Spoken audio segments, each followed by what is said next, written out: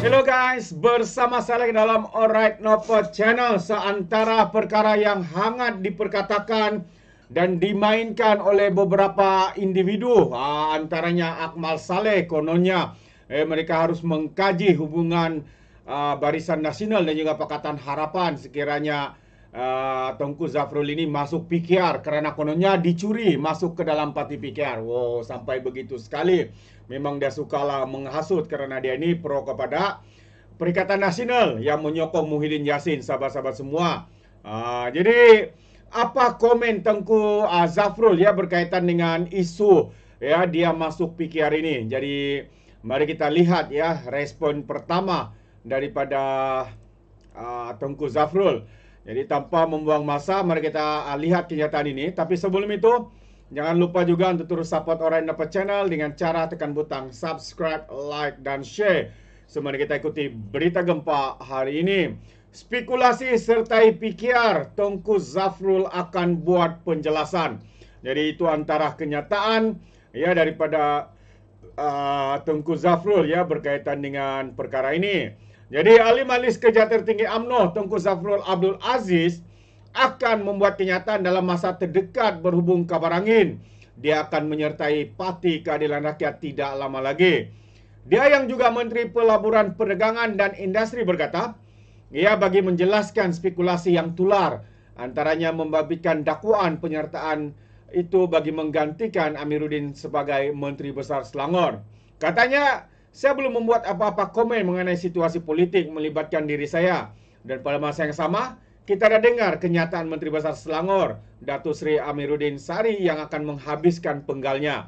Pada masa yang sama, ada banyak spekulasi yang bermain di luar sana. Jadi untuk menjawab isu ini katanya, insyaAllah akan membuat kenyataan mengenai isu ini dalam masa terdekat. Katanya ketika ditemui pada program layanan kebajikan inklusif teras aspirasi di Sungai Besar hari ini. Ditanya jika spekulasi membabitkan dirinya itu akan dibincangkan pada Kongres Nasional khas PKR di Shah Alam hari ini, Tengku Zafrul berkata dia tidak mempunyai apa-apa maklumat berhubung perkara itu.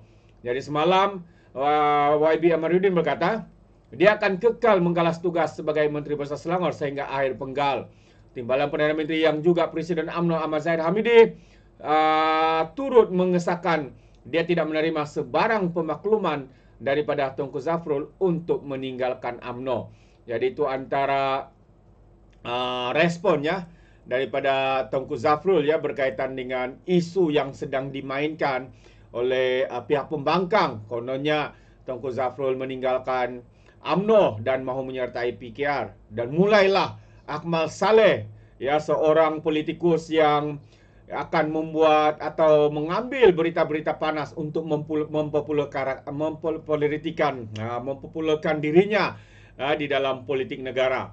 Tetapi yang lebih mengejutkan kita apa saja ya yang dilakukan oleh pemimpin PAS, Parti PAS dan Bersatu, tidak pernah pun beliau serang sahabat semua. Contohnya bagaimana Pesuruhjaya PAS Perak yang telah memohon maaf kerana menfitnah pemimpin DAP. Akmal tidak pernah pun menyerang pemimpin PAS ini yang dengan secara terang-terangan telah memohon maaf. Kerana apa? Kerana telah menfitnah sahabat semua.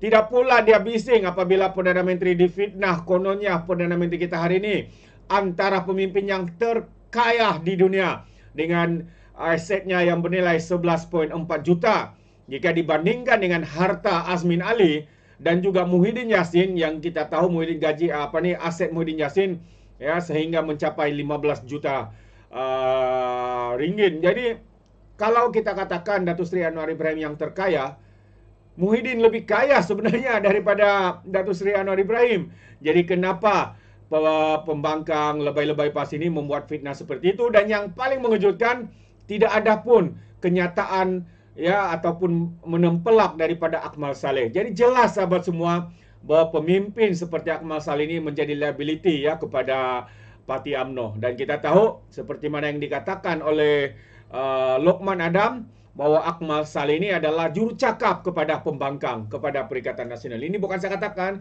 tapi itu adalah kenyataan daripada Lokman Adam. Dan bagaimana pula respon daripada Perdana Menteri berkaitan dengan isu ini? Jadi menarik juga untuk kita ikuti kenyataan daripada Perdana Menteri kita ya, Datuk Seri Anwar Ibrahim. Jadi apakah yang dikatakannya? Mari kita lihat ya bersama-sama. Jadi PKR tak nafikan Zafrul tunjuk minat, kata Anwar tunjuk minat ya, tapi belum pun ada kenyataan ataupun tindakan untuk meninggalkan UMNO ya, cuma tunjuk minat ya. Jadi Presiden PKR Anwar Ibrahim hari ini mengesahkan terdapat perbincangan awal dalam parti berhubung desas-desus pernyataan Tengku Zafrul Tengku Aziz ke dalam parti berkenaan. Apa maksudnya sahabat semua? Maksudnya hanya perbincangan itu diadakan secara tertutup di kalangan parti, pemimpin parti PKR, tapi bukan berbincang bersama dengan Tengku Zafrul. Jadi Perdana Menteri berkata, PKR bersikap terbuka terhadap penyertaan mana-mana individu termasuklah Tengku Zafrul ke dalam parti itu asalkan individu berkenaan boleh menyumbang kepada parti. Dan prinsip kita ambil sikap terbuka.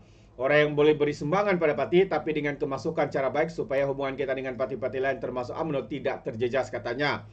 Anwar berkata demikian kepada pemberita selepas merasmikan Kongres Nasional khas PKR di Shah Alam hari ini. Dan sebelum ini media melaporkan Tengku Zafrul dijangka meninggalkan UMNO dan menyertai PKR serta bakal menarajui Selangor menggantikan Amiruddin sebagai Menteri Besar. Jadi berkaitan dengan kononnya menggantikan Menteri Besar itu adalah fitnah dan juga berita palsu kerana titah daripada Sultan Selangor sendiri menegaskan bahawa kerajaan hari ini dan Menteri Besarnya harus kekal sebagai menarajui kerajaan perpaduan di negeri Selangor. Jadi jelas bahawa itu adalah satu penipuan. Penyebaran berita palsu yang mungkin dibuat ya oleh walaun-walauntit, lebay-lebay, geng-geng daripada Perikatan Nasional dan sebagainya. Dan tambah lagi dalam sejarah parti ada pemimpin PKR yang pernah menjadi Setiausaha Agung Amanah dan ada juga yang keluar menyertai DAP. Jadi berhubung dengan keahlian PKR selama ini kita sememangnya buka ruang tapi selalunya kita runding dengan baik, katanya.